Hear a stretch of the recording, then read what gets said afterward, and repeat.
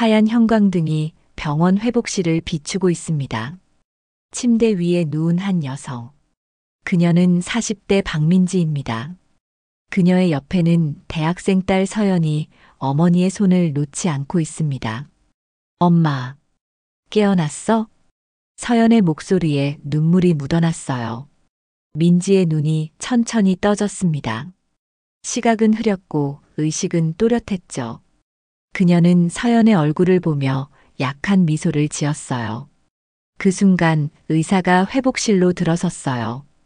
박민지 씨 깨어나셨군요. 수술은 완벽하게 진행됐습니다. 당신이 기증한 간 덕분에 서진우 이사장님도 성공적으로 새 생명을 얻으셨습니다. 의사가 미소 지으며 말했고 그 미소에는 존경이 가득했어요. 20년 만에 당신은 또다시 그분의 생명을 구하셨습니다. 민지의 눈에서 눈물이 흘러내렸습니다. 이 이야기는 11월 가을비가 내리던 어느 날 시작되었습니다. 파바박. 다리미 증기 소리가 비 내리는 소리처럼 좁은 세탁소 안을 채웠습니다. 을씨년스러운 가을비가 창문을 두드리고 있었습니다. 낡은 세탁소 간판 청아 세탁의 글자가 빗물에 흐려 보였죠. 올해 45살이 된 박민지는 묵묵히 다림질대 앞에서 흰색 와이셔츠에 주름을 펴고 있었습니다. 긴 머리를 뒤로 묶었지만 군데군데 새치가 섞여 있었습니다. 손등에는 화상 자국과 거친 주름이 가득했습니다. 15년간 세탁소를 운영하며 생긴 흔적이었죠. 세탁소 안은 좁고 습했습니다. 천장 선풍기가 삐걱거리며 돌아가고 낡은 라디오에서는 트로트 음악이 흘러나왔습니다. 다음 소식입니다. 서울 강남에 위치한 서울 메디컬 센터가 올해 최우수 병원으로 선정됐습니다. 서진우 이사장은 민지는 라디오 소리를 배경음악 삼아 묵묵히 일했습니다. 병원이라는 단어에도 전혀 반응하지 않았습니다. 그저 눈앞에 와이셔츠 주름을 펴는 것에만 집중했죠. 벽시계가 오후 2시를 가리켰습니다. 바로 그때 민지의 낡은 핸드폰이 울리며 화면에는 서연이라는 글자가 떴습니다. 서연은 그녀의 하나뿐인 소중한 딸이었습니다. 서연아, 밥은 먹었어? 응. 엄마, 저기. 딸의 목소리가 망설이는 것 같았습니다. 왜? 무슨 일 있어? 학교 등록금. 입금 확인했어? 민지의 손이 멈췄습니다. 그녀의 얼굴이 굳어졌습니다. 그게 미안해, 서연아. 조금만 기다려줄래? 이번 주까지는 꼭. 엄마, 괜찮아. 나도 알바하면 되니까. 근데 엄마는 괜찮아? 요즘 손님 많이 줄었다며? 민지가 억지 미소를 지으며 대답했습니다. 걱정 마. 엄마가 알아서 할게. 너는 공부나 열심히 해. 알았어, 엄마. 사랑해. 나도. 통화가 끊어졌습니다. 민지는 한참 동안 핸드폰을 들여다보다가 깊은 한숨을 내쉬었습니다. 그녀의 눈가에 피로가 짙게 드리워져 있었습니다. 민지가 낡은 가방에서 통장을 꺼냈습니다. 잔액 53만 원. 딸의 등록금은 50만 원. 내고 나면 3만 원. 이번 달 월세 30만 원은 어떻게 내야 할까요? 민지의 손이 가늘게 떨렸습니다. 민지는 마지막 손님의 옷을 비닐에 깔끔하게 포장했습니다. 작은 메모지에 김영희 고객님 11월 5일이라고 적었습니다. 세탁소를 정리하고 나오려던 순간 민지는 다시 안으로 들어가 작은 금고를 열었습니다. 안에는 현금 53만 원이 가지런히 들어 있었습니다. 오늘 은행에 가서 딸 등록금을 송금해야 했습니다. 민지는 현금을 노란 봉투에 담아 가방 깊숙이 넣었습니다. 그 봉투는 지금 박민지가 가진 전 재산이었습니다. 민지가 세탁소 셔터를 내리고 우산을 펼치려는데 우산살이 부러져 있었습니다. 민지는 쓴웃음을 지었습니다. 새 우산살 돈조차 아까웠습니다. 그녀는 부러진 우산을 가방에 쑤셔 넣고 비를 맞으며 걷기 시작했습니다. 목적지는 500m 떨어진 은행이었습니다. 빗줄기가 점점 거세졌습니다. 민지는 젖은 앞머리를 쓸어 올리며 버스 정류장을 지나쳤습니다. 그때였습니다. 희미한 신음소리가 들렸습니다. 민지의 발걸음이 멈췄습니다. 그녀는 고개를 돌려 버스 정류장 벤치를 바라봤습니다. 정류장 벤치 구석에 한 남성이 웅크리고 앉아 있었습니다. 남루한 점퍼, 해진 운동화, 비에 흠뻑 젖은 머리카락. 남성은 가슴을 움켜쥔 채 가쁜 숨을 몰아쉬고 있었습니다. 얼굴은 창백했고 입술은 파랗게 질려 있었습니다. 주변 사람들은 우산을 쓴 채 고개를 돌리고 지나갔습니다. 취객인가 봐. 냄새 나겠다. 빨리 가자. 사람들의 속삭임이 빗소리에 섞였습니다. 민지는 그 자리에 얼어붙었습니다. 남성의 떨리는 손, 가쁜 호흡, 축 늘어진 어깨. 민지의 뇌리에 20년 전 기억이 스쳐 지나갔습니다. 환자가 숨을 안 쉬어요. 젊은 여성의 외침이 울려 퍼졌습니다. 응급실, 피로 범벅이 된 침대, 심전도 모니터의 삐소리. 25살 박민지는 초록색 간호사 가운을 입고 땀으로 범벅이 된 얼굴로 환자의 가슴을 눌렀습니다. 하나, 둘, 셋. CPR. 가슴 압박. 손이 떨렸지만 멈추지 않았습니다. 민지야, 그만해. 이미. 옆에 선배 간호사가 말렸습니다. 아니요. 아직이에요. 민지의 손이 더 힘차게 환자의 가슴을 눌렀습니다. 1분, 2분, 3분. 심장이 다시 뛰기 시작했습니다. 살았어. 민지야, 내가 살렸어. 응급실이 환호성으로 가득 찼습니다. 하지만 민지의 얼굴에는 미소 대신 눈물이 흘렀습니다. 더욱 더 거세진 빗소리는 그녀를 현실로 데려왔습니다. 민지가 천천히 남자에게 다가갔습니다. 주변 사람들은 여전히 무관심하게 지나갔습니다. 민지가 남성 앞에 쪼그리고 앉았습니다. 빗물이 그녀의 등을 흠뻑 적셨습니다. 저기요, 괜찮으세요? 남자가 천천히 고개를 들었습니다. 민지와 남성의 눈이 마주쳤습니다. 남성의 눈은 흐렸지만 그 속에서 뭔가 간절한 빛이 보였습니다. 고맙습니다. 남성의 목소리가 희미하게 떨렸습니다. 민지가 남성의 손목을 잡았습니다. 맥박을 짚어봤습니다. 약하고 불규칙했습니다. 민지의 온몸에 소름이 돋았습니다. 이건 위험한 상태였습니다. 선생님, 제 말 들리세요? 눈 뜨세요. 민지가 재빨리 핸드폰을 꺼내 전화를 걸었습니다. 여기요. 버스 정류장에 쓰러진 사람이 있어요. 맥박이 약하고 호흡이 불규칙해요. 빨리 와주세요. 민지의 목소리는 떨렸지만 정확했습니다. 20년 전 간호사 시절의 말투가 저절로 튀어나왔습니다. 네, 청아세탁소 앞 버스 정류장이에요. 네, 제가 계속 지켜보고 있을게요.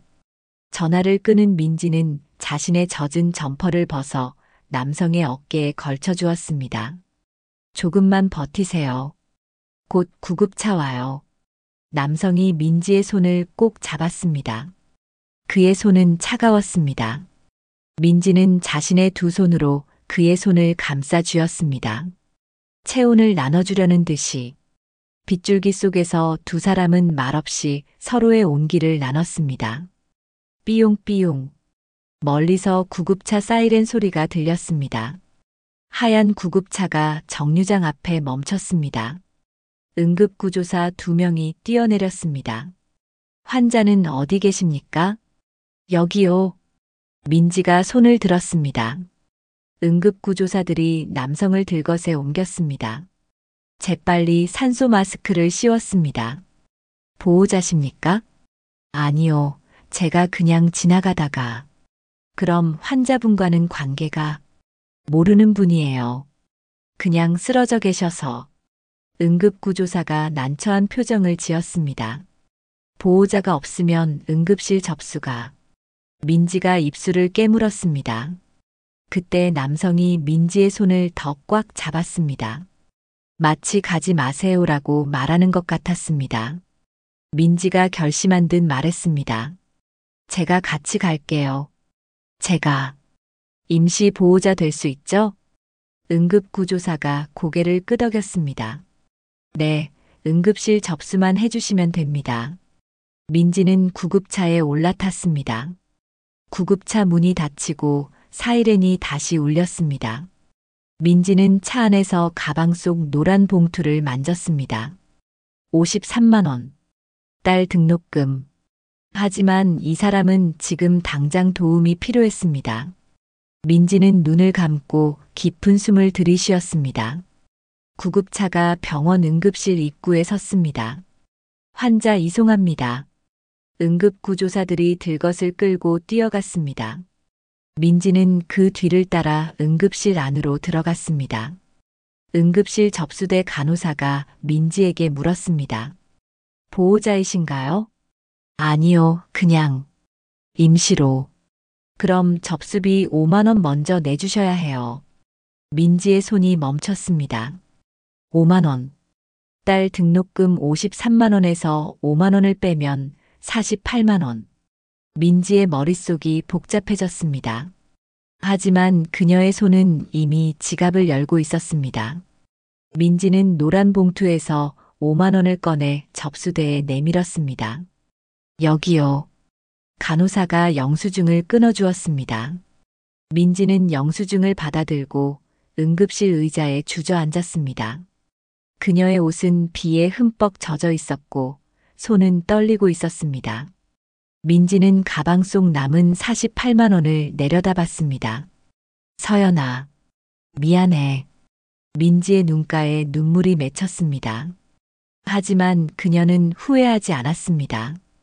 그것이 박민지가 20년 전 간호사였을 때 배운 첫 번째 원칙이었습니다. 생명이 가장 먼저다. 응급실 안은 모니터 소리로만 가득 퍼졌습니다. 다음 날 새벽 6시, 박민지는 어제보다 더 일찍 세탁소 문을 열었습니다. 밤새 비는 그쳤지만 하늘은 여전히 잔뜩 흐려 있었죠. 민지는 어젯밤 늦게까지 병원에 있다가 새벽에야 집으로 돌아왔습니다. 남자는 다행히 안정을 찾았고 의사는 보호자가 빨리 조치해서 큰 화를 면했다고 말했습니다. 민지는 피곤한 몸을 이끌고 세탁기를 돌렸습니다. 어제 비에 젖은 자신의 점퍼도 함께 넣었죠. 그 점퍼 주머니에서 병원 영수증이 나왔습니다. 응급 접수비 5만 원. 민지는 잠시 그 영수증을 들여다보다가 조용히 지갑에 넣었습니다. 엄마, 등록금은 언제쯤? 아침 일찍 딸에게서 온 문자 메시지가 민지의 핸드폰 화면에 떠올랐습니다. 민지는 답장을 쓰려다가 손가락을 멈췄습니다. 뭐라고 말해야 할까요? 낯선 남자 때문에 등록금이 모자란다고 할 수는 없었습니다. 이번 주 금요일까지 꼭 보낼게. 미안해. 짧은 답장을 보낸 민지는 한숨을 내쉬며 다시 일을 시작했습니다. 오전 11시쯤이었습니다. 민지는 손님이 맡긴 정장 바지를 다림질하고 있었습니다. 라디오에서는 뉴스가 흘러나왔죠. 바로 그때였습니다. 세탁소 밖에서 낯선 엔진 소리가 들렸습니다. 민지는 처음엔 신경 쓰지 않았습니다. 하지만 엔진 소리는 멈추지 않고 오히려 점점 가까워졌습니다. 민지가 고개를 들어 창문 밖을 바라봤습니다. 그녀의 눈이 휘둥그레졌습니다.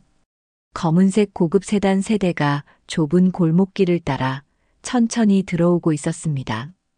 번쩍이는 차체, 선팅이 짙게된 유리창.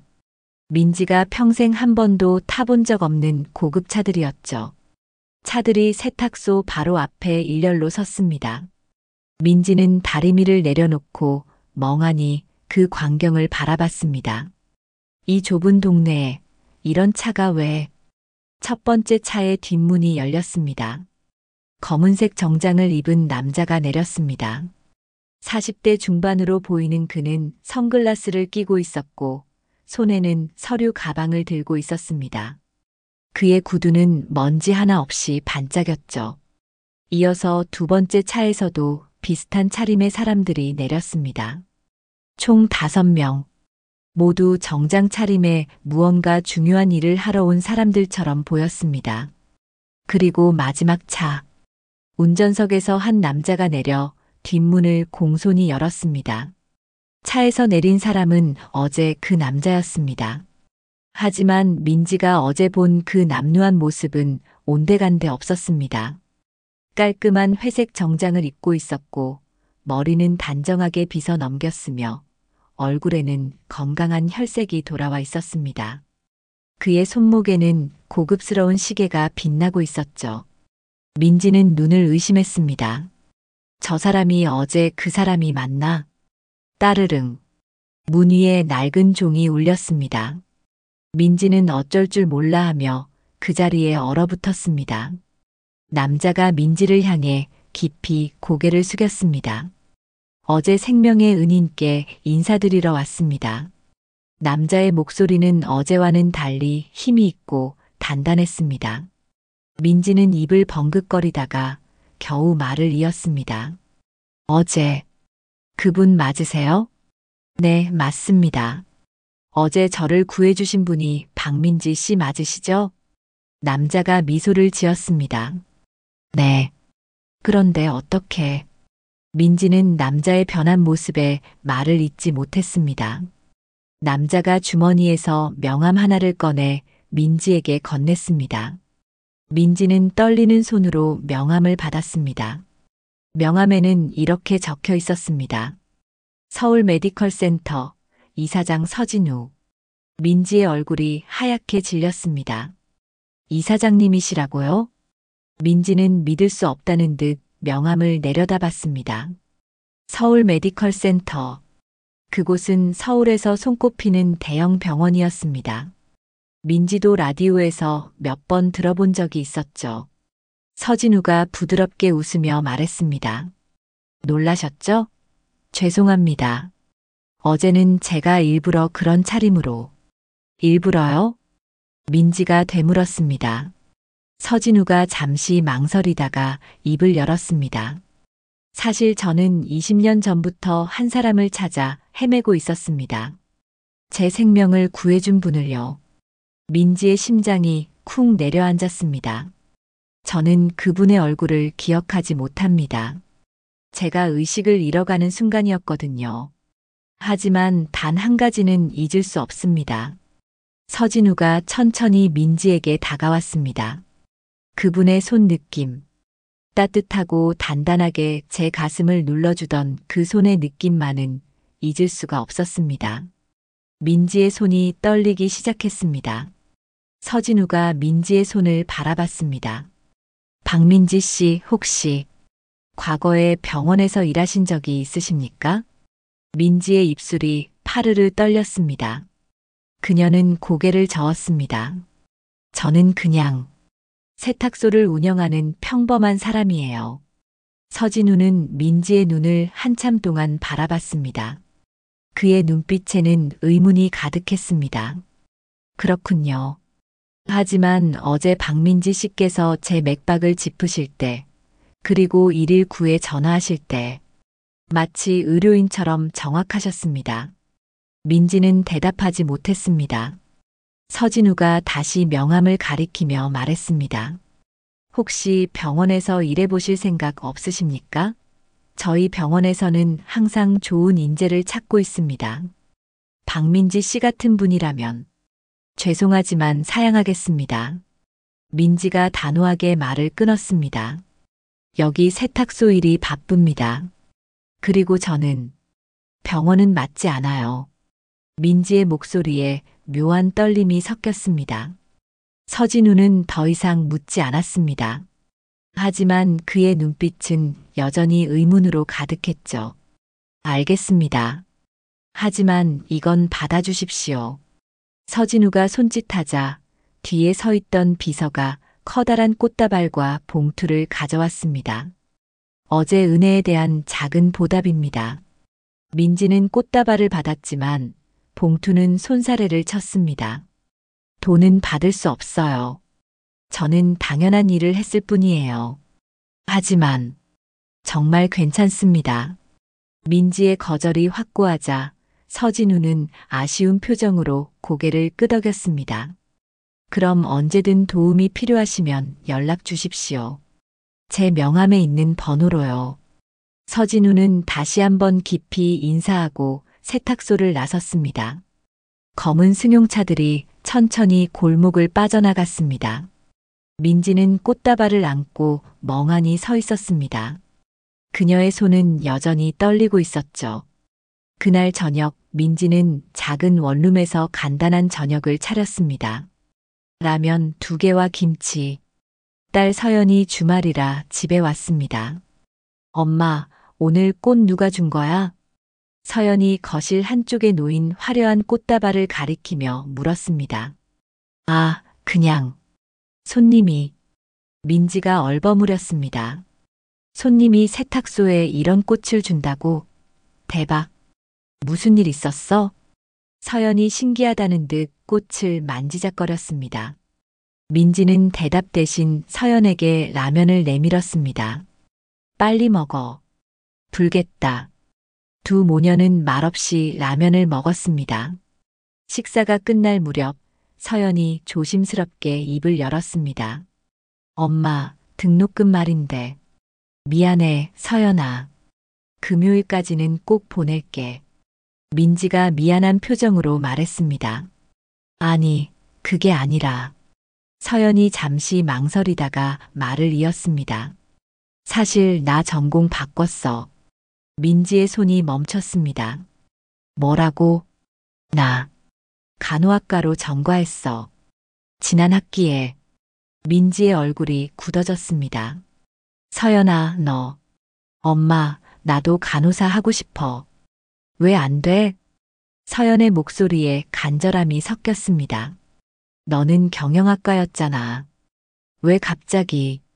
경영학은 내가 하고 싶은 게 아니었어. 엄마가 원해서 한 거였잖아.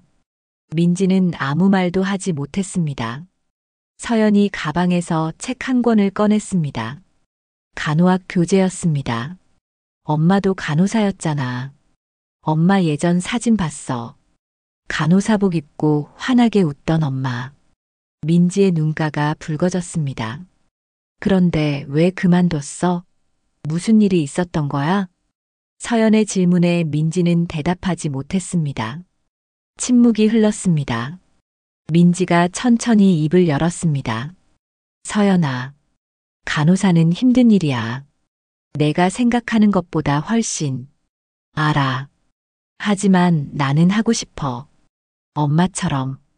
엄마처럼은 되지 마. 민지의 목소리가 떨렸습니다. 서연이 어머니를 바라봤습니다. 민지의 눈에는 눈물이 고여 있었습니다. 엄마, 대체 무슨 일이 있었던 거야? 민지는 대답하지 않고 자리에서 일어났습니다. 엄마는 피곤해. 먼저 잘게. 민지는 작은 방으로 들어가 문을 닫았습니다.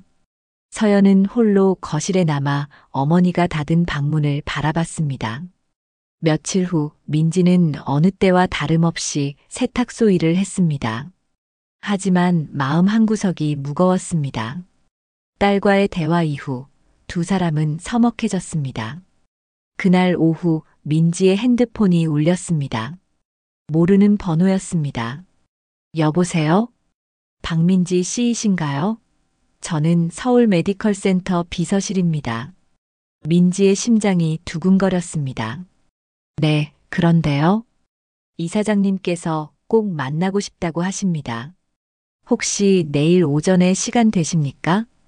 민지는 거절하려 했지만 상대방의 정중하면서도 단호한 어조에 차마 거절할 수가 없었습니다. 알겠습니다. 몇 시에 가면 될까요? 다음 날 오전 민지는 평소 입지 않는 깨끗한 블라우스를 입고 서울 메디컬 센터를 찾았습니다. 거대한 병원 건물 앞에서 민지는 한참을 망설였습니다. 20년 만에 다시 찾는 병원. 민지는 깊은 숨을 들이쉬고 현관문을 밀었습니다. 복도를 걷는데 맞은편에서 한 여성이 걸어왔습니다. 40대 중반으로 보이는 그 여성은 간호부장 명찰을 달고 있었습니다. 그녀가 민지와 눈이 마주치는 순간 갑자기 멈춰 섰습니다. 민지야? 여성의 목소리에 놀라움이 가득했습니다. 민지도 그 여성을 빤히 바라봤습니다. 수진아. 두 사람은 20년 만에 재회했습니다. 최수진. 20년 전 민지와 함께 일했던 동료 간호사였습니다. 민지야, 진짜 너 맞지? 세상에, 이게 얼마만이야. 수진이 민지의 손을 꽉 잡았습니다. 너 왜 그동안 연락 안 했어? 나 얼마나 찾았는데. 수진의 목소리에 눈물이 섞였습니다. 미안해. 나는. 민지는 말을 잇지 못했습니다. 두 사람은 복도 한쪽 벤치에 앉았습니다. 민지야, 그 일은 내 잘못이 아니었어. 알지? 수진이 민지의 어깨를 토닥였습니다. 병원이 너한테 책임을 떠넘긴 거였어. 내가 다 알아. 그날 내가 얼마나 최선을 다했는지. 민지는 고개를 숙였습니다. 하지만 환자는 죽었어. 내가 더 빨리 갔더라면. 아니야. 그 환자는 이미 늦었어. 의사들도 다 알았어. 하지만 병원은 누군가에게 책임을 떠넘겨야 했고. 수진이 한숨을 쉬었습니다. 그리고 내가 그날 구한 사람 알아? 민지가 고개를 들었습니다. 수진이 조용히 말했습니다. 바로 서진우 이사장이야. 그때 교통사고로 실려온 인턴이었어. 민지의 얼굴이 하얗게 질렸습니다. 그분이 그때 그 인턴이었다고? 응. 그분은 너를 20년 동안 찾아왔어. 얼굴은 기억 못해도 자신을 살린 그 손의 느낌만은 절대 잊을 수 없다고. 민지는 믿을 수 없다는 표정으로 수진을 바라봤습니다. 수진이 민지의 손을 꼭 잡았습니다. 민지야, 이제 그만 자책해. 너는 충분히 최선을 다했어. 그리고 내가 구한 생명이 얼마나 많은 사람을 살리고 있는지 알아? 민지의 눈에서 눈물이 주르륵 흘러내렸습니다. 20년간 가슴속에 묻어두었던 아픔이 터져나왔습니다. 수진이 민지를 꼭 안아주었습니다. 수고했어, 민지야. 정말 수고 많았어. 두 사람은 한참을 그렇게 울더니 20년 전 그날을 떠올리며 수진이 먼저 말했습니다. 민지야, 그날 밤 기억나? 민지는 고개를 끄덕였습니다. 어떻게 잊을 수 있겠습니까? 그날은 민지의 인생을 완전히 바꿔놓은 밤이었으니까요. 수진이 천천히 이야기를 풀어놓기 시작했습니다. 2005년 11월 15일. 대형 교통사고로 응급실이 아수라장이었어. 환자가 한꺼번에 15명이나 실려왔잖아. 민지의 눈앞에 그날 밤의 응급실이 생생하게 떠올랐습니다. 응급실 자동문이 끊임없이 열렸습니다. 피 묻은 들것들이 줄지어 들어왔습니다. 의사들과 간호사들이 뛰어다녔고 환자들의 신음소리와 보호자들의 비명이 뒤섞였습니다. 25살의 박민지는 초록색 간호사 가운을 입고 땀으로 범벅이 된 얼굴로 환자들 사이를 뛰어다녔습니다. 3번 침대 환자 혈압 떨어져요. 산소 포화도 85로 하강. 심실세동. 제세동기 준비. 응급실 곳곳에서 경보음이 울렸습니다. 민지는 한 침대에서 다른 침대로 뛰어다니며 정맥 주사를 꽂고 산소 마스크를 씌우고 심전도를 확인했습니다. 그녀의 손놀림은 빠르고 정확했습니다. 바로 그때였습니다. 간호사님, 이쪽 환자가 숨을 안 쉬어요. 젊은 인턴 의사의 다급한 외침이 들렸습니다. 민지가 그쪽으로 뛰어갔습니다. 침대 위에는 20대 후반으로 보이는 남자가 누워 있었습니다. 얼굴은 피투성이었고 가슴은 움직이지 않았습니다. 인턴 의사는 서진우였습니다. 그는 첫 당직이었고 이런 대형 사고를 처음 겪는 것이었습니다. 그의 손이 떨리고 있었습니다. 어떻게 해야? 교과서에서는 봤는데 서진우가 공황 상태에 빠져 있었습니다. 민지가 침대 옆으로 뛰어들었습니다. 비켜요. 내가 할게요. 민지는 환자의 상태를 재빨리 확인했습니다. 맥박 없음, 호흡 없음, 동공산대. 민지는 망설이지 않고 환자의 가슴에 두 손을 올렸습니다. 하나, 둘, 셋, 넷. CPR. 가슴 압박. 민지의 온 힘을 다해 환자의 가슴을 눌렀습니다. 30회 압박. 2회 인공호흡. 다시 30회 압박. 심전도 확인. 여전히 무수축입니다. 에피네프린 일렘기. 민지는 멈추지 않았습니다. 땀이 이마를 타고 흘러내렸지만 그녀의 손은 정확한 리듬으로 환자의 심장을 대신했습니다. 1분, 2분, 3분. 서진우 인턴이 민지의 옆에서 땀을 닦아주며 말했습니다. 선배님, 너무 오래 하시는 거 아닌가요? 이미. 아니요. 아직이에요. 민지의 목소리는 단호했습니다. 4분, 5분. 심전도 모니터에서 규칙적인 소리가 들리기 시작했습니다. 심박 돌아왔어요. 혈압 90에 60. 호흡 시작했습니다. 응급실에 환호성이 터졌습니다. 민지는 그제야 손을 떼고 뒤로 물러섰습니다. 그녀의 팔이 후들거렸습니다. 서진우 인턴이 민지를 바라봤습니다. 그의 눈에는 경외감이 가득했습니다. 선배님, 대단하세요. 저는 겁이 나서 아무것도. 괜찮아요. 처음엔 다들 그래요. 민지가 미소 지으며 서진우의 어깨를 두드렸습니다. 하지만 그 미소는 오래가지 못했습니다. 간호사님, 5번 침대 환자가. 다른 쪽에서 비명이 들렸습니다. 민지가 황급히 그쪽으로 뛰어갔습니다. 하지만 이미 늦었습니다. 50대 남자 환자가 심정지 상태였습니다. 민지가 다시 CPR을 시작했지만 이번에는 심장이 돌아오지 않았습니다. 10분 후 의사가 환자의 사망을 선언했습니다. 민지는 그 자리에 주저앉았습니다. 환자의 유족이 병원을 찾아왔습니다. 40대 부인과 고등학생으로 보이는 딸이었습니다. 남편이 왜 죽었어요? 다른 환자들은 다 살렸으면서 우리 남편만 왜? 부인의 절규가 응급실을 울렸습니다. 병원 측은 회의를 열었습니다. 원장, 의사들, 간호부장이 모였습니다. 이번 사건으로 병원이 소송을 당할 수 있습니다. 원장의 목소리는 차갑고 계산적이었습니다. 누군가 책임을 져야 합니다. 의사들은 서로 눈치만 봤습니다. 박민지 간호사가 5번 침대 환자를 놓쳤습니다. 그녀가 다른 환자 CPR에 너무 오래 매달려서. 한 의사가 입을 열었습니다. 하지만 그 환자는 민지가 살렸잖아요. 그리고 5번 환자는 이미 골든타임을 놓친 상태였어요. 수진이 항의했습니다. 하지만 원장은 결정을 내렸습니다. 박민지 간호사에게 경위서를 받고 자진 사직을 권유하시오. 다음 날 민지는 원장실에 불려갔습니다. 민지 씨, 이번 일은 정말 안타깝습니다. 하지만 병원 입장도 있고 원장의 말은 완곡했지만 의미는 명확했습니다.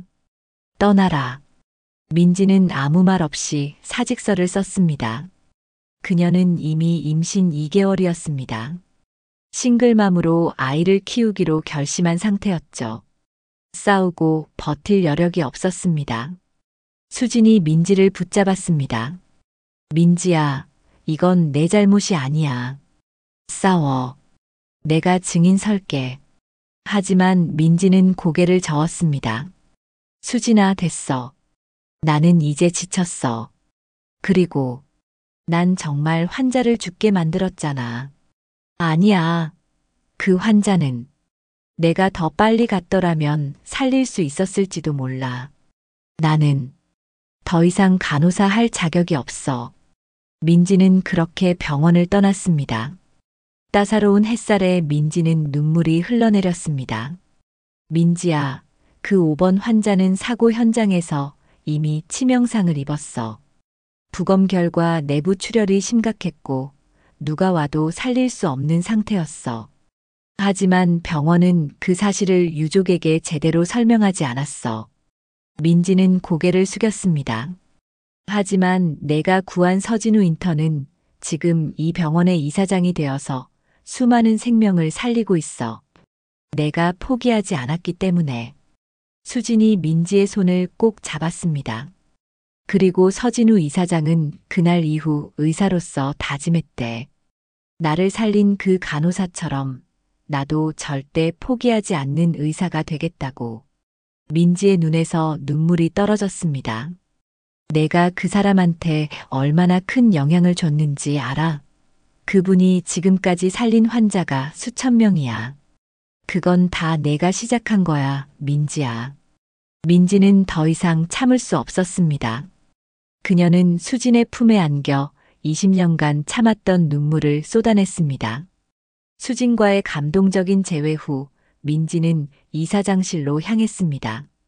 넓고 고급스러운 이사장실에서 서진우가 책상 앞에 서서 민지를 기다리고 있었습니다. 그는 민지를 보자 환하게 미소 지었습니다. 박민지 씨, 와주셔서 감사합니다. 이사장님께서 급히 찾으신다고 해서. 민지가 어색하게 인사했습니다. 편하게 앉으세요. 차 한 잔 대접하고 싶어서 모셨습니다.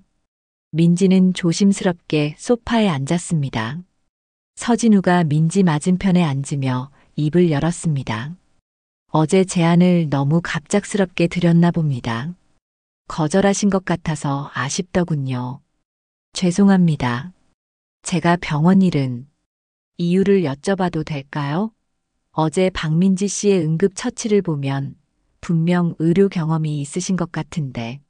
민지는 잠시 망설였습니다. 하지만 대답하지 않았습니다. 서진우가 민지의 손을 바라봤습니다. 혹시 박민지 씨 20년 전에 병원에서 일하신 적 없습니다.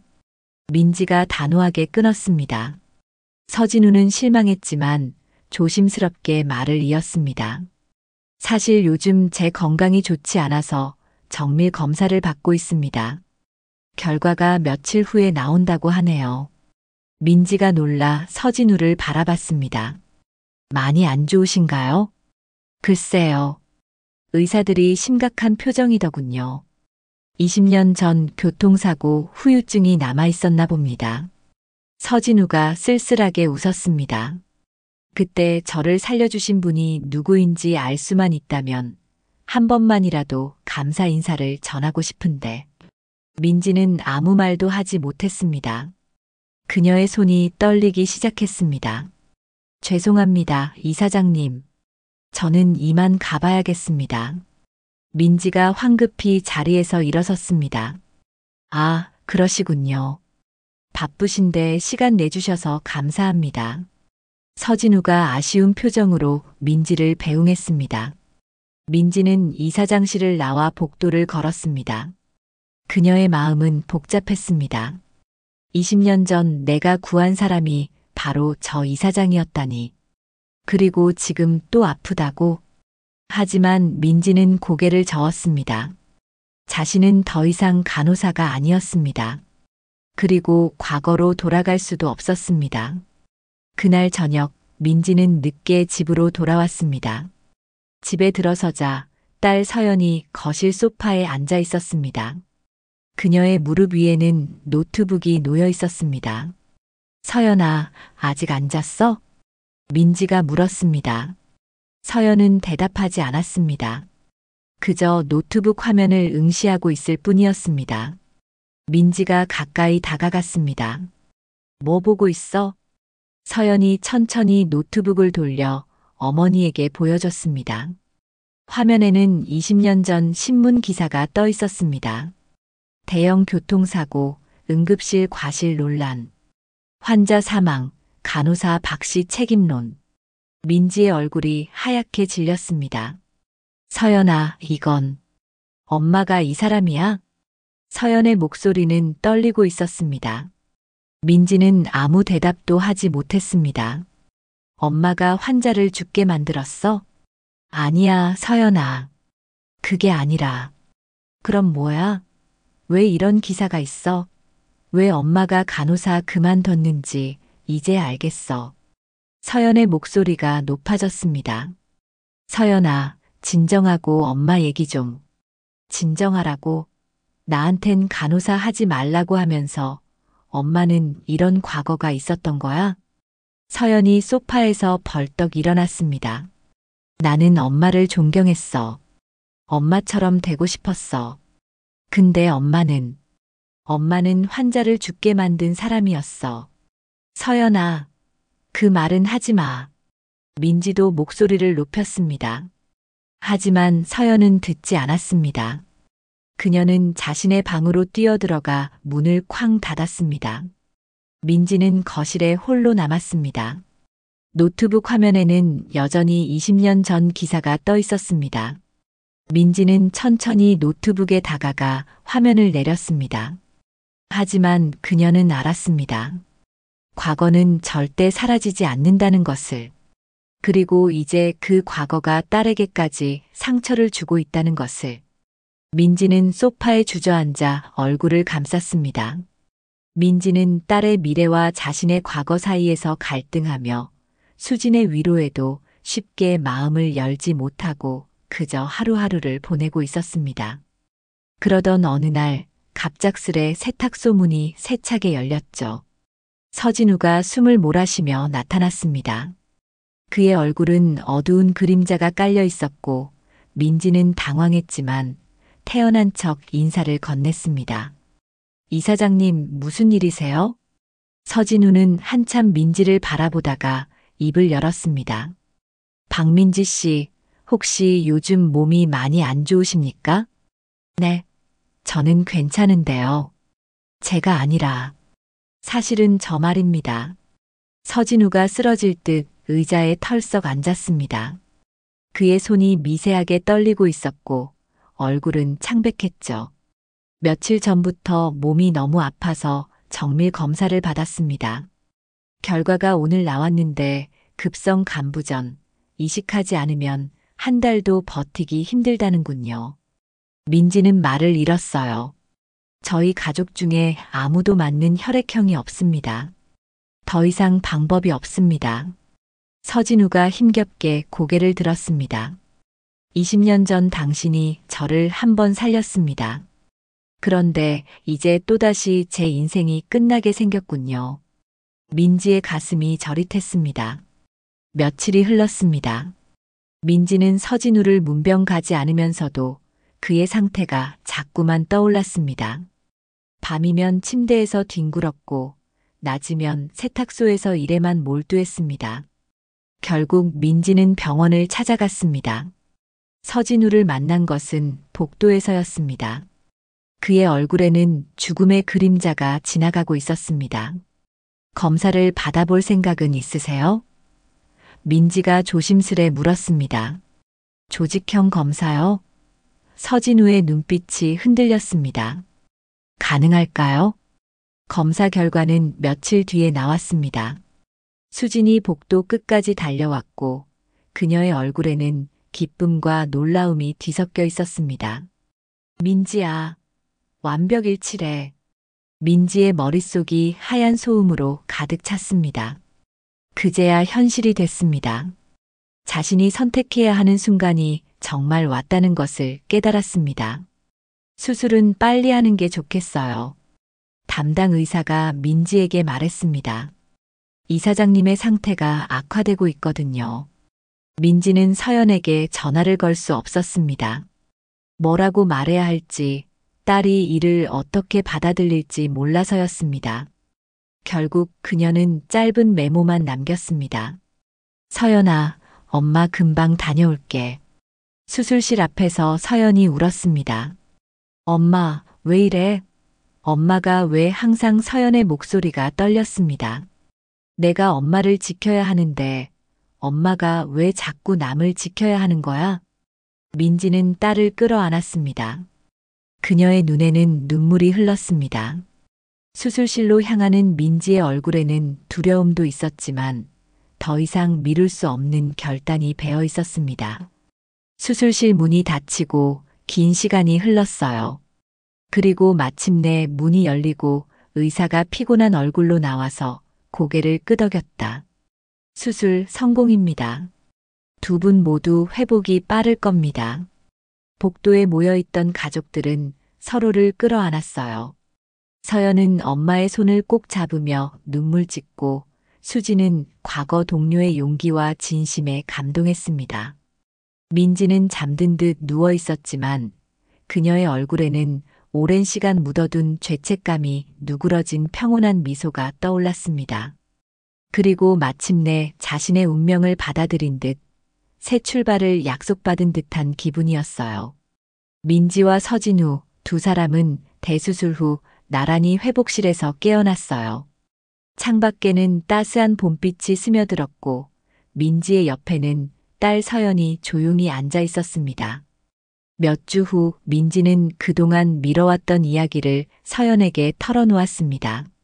그날의 진실과 자신의 죄책감, 그리고 진정한 간호사의 길이 무엇인지를 딸에게 전했어요. 서연은 엄마에게 이제야 모든 걸 이해해라며 따뜻하게 안아주었습니다. 그해 여름 서울 메디컬 센터에서는 박민지 간호교육센터의 개원식이 열렸어요.